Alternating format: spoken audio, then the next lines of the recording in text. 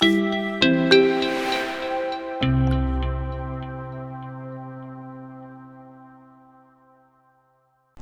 and welcome to this video on the RC Biker channel. Thank you very much for tuning in, as always. Today we're out on this little new scooter, fully electric scooter again, and I've put 160 miles on it now, which doesn't sound a lot, does it? But for a little electric scooter, that's quite a lot. Had to charge it 3 times. I think we're on the 3rd full charge now. So I figured this video I would just do as a follow-up, just to give my my sort of final thoughts on it before this one gets returned back to where it came from, and just give you guys my impression and any sort of negative points that I've kind of picked up on in the last couple of weeks that I've owned it. So when we review something like this, it's really important to remember who its target market is. You know, I come from a bike that's 1,000 cc's, you know, top speed of 140 miles per hour, and here we are on a little electric scooter with a top speed of 45. So we've got to remember that the target market of this thing is primarily your commuters, people who live in the city, and people who want a really cheap, easy way to get around and make progress through the traffic. And this is certainly excellent for that. It's obviously electric, so it's extremely cheap. You get about 60 to 80 miles of range on this one, depending what mode you ride it in. And certainly it is very, very practical. If you live in a city and you're looking to do commuting and want to be filtering through the traffic, you couldn't get any better than this. It's very, very narrow, it's very, very light, very easy to maneuver around cars and of course around the city. So that's the target market, and I think it fits that bill very, very well. So this retails for just over £3,000, which I think is probably one of the things that would put people off. To get your money back on the fuel saving of owning this electric bike, you would need to do quite a lot of miles every year on a 125 equivalent bike. 125 equivalent bikes, you'll probably pick one up for, I don't know, just over £1,000, you know, an engine powered one.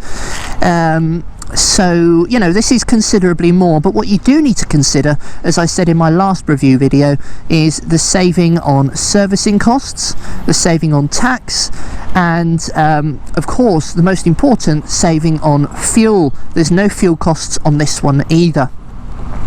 So you've got to consider the cost savings on this.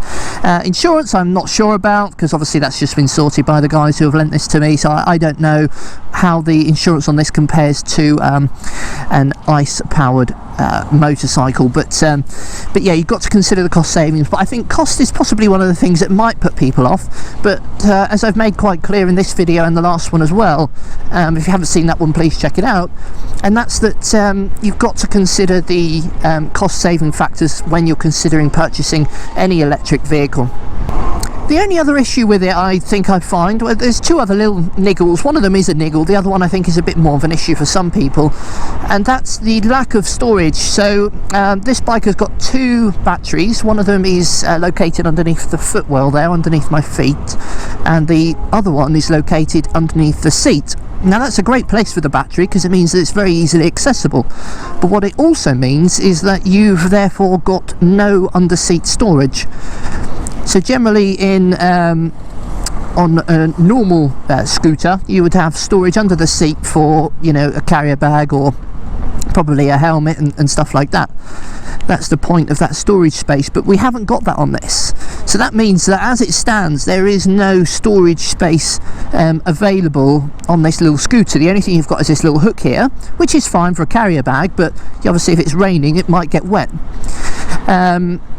Now of course you could wear a rucksack, but you know, as it stands, it's important to be aware that there currently is no storage space on the bike that you could lock something up and leave it in whilst you're away from the bike, such as a padlock or a helmet or something like that. And also of course you've got nowhere to store a padlock within the bike that you may wish to use when you stop somewhere. There are top box options available, but it's just an important consideration to be aware of, that as it stands when you buy this bike you're going to struggle to store anything.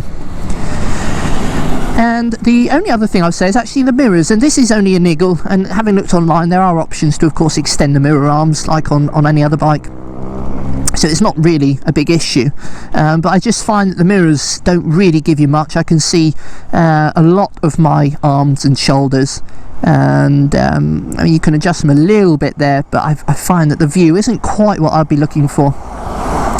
So I feel like the mirror arms just could be very, very slightly longer. Obviously rear observation is important, especially when you're going around towns and cities, lots of things going on behind you. So just the mirrors, I think, could be a little bit longer on the mirror arms, but again, that's a very personal opinion kind of thing, and that's just one of those niggly things. But to be honest, a lot of bikes are like that, and you know, I get why they do it, because we don't want the mirrors to extend beyond the the width of the bars, do we? That's the whole point, otherwise you'd be knocking them. But I just think maybe just slightly longer would just give you a slightly better view behind. But really, in 160 miles worth of riding, which as I said is quite a lot on a scooter, those are the only sort of little negative points, so to speak, that I've found with it. I find it extremely fun to ride. You know, even though it is a little scooter, it's extremely good fun, as with any electric powered vehicle.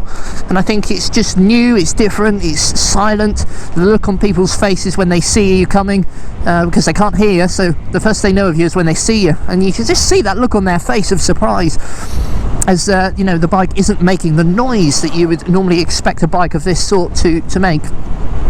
Usually these things sound like a you know, a garden strimmer, but this one is absolutely silent, and I think that's really, really good fun.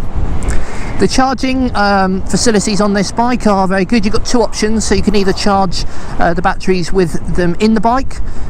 So on the charger you can disconnect the main lead and plug one cable in, which will charge both batteries together, or you also have a split charging system thingy-mabob, which will actually do the batteries separately. So if you wanted to remove the batteries from the bike, then you can do that. You can actually carry the batteries indoors and do the charging, which is really good if maybe you live somewhere where you don't have a look at me, yes, thank you, yeah, which is really good if maybe you don't have a an outdoor socket or something like that, or maybe you live on the top floor of one of these big flat buildings there. I mean, okay, carrying the batteries all the way up there might be a little bit of a pain, but hopefully you've got a lift. But yeah, my absolute thumbs up on this bike, really. I honestly couldn't fault it. You know, it does exactly what it's meant to do. The range is the range that the manufacturer says you do get, which is really good. It keeps up with the traffic very, very comfortably. You know, it's plenty fast enough to keep up on, you know, all these kind of roads, and it got up to 45 as well, and it sits quite comfortably at 45. And on the bike I feel very, very comfortable and relaxed. I don't feel vulnerable. I feel very comfortable on the bike. And so would I recommend it? Yes, absolutely. Would I own one? Probably not, purely because I personally haven't got a need for this style bike. But if I lived in a city and I had commuting to do, absolutely I would own one. And to be honest, I would be quite happy owning this and nothing else, because it certainly, not only is it a very fun way to get around, but it's also an extremely cheap way to get around as well. So it absolutely has the thumbs up for me. I just want to extend my thanks to the guys that arranged for me to have this for, well, currently for 10 days. I'm not sure how long I've got it, but however long I've got it, I want to thank the people who arranged it. It's much, much appreciated, and hopefully they will allow us to borrow some bikes again in the future to create some exciting content on. But yeah, a cracking little scooter. I'd recommend go online, find your nearest dealer, have a look, and just arrange a little test ride.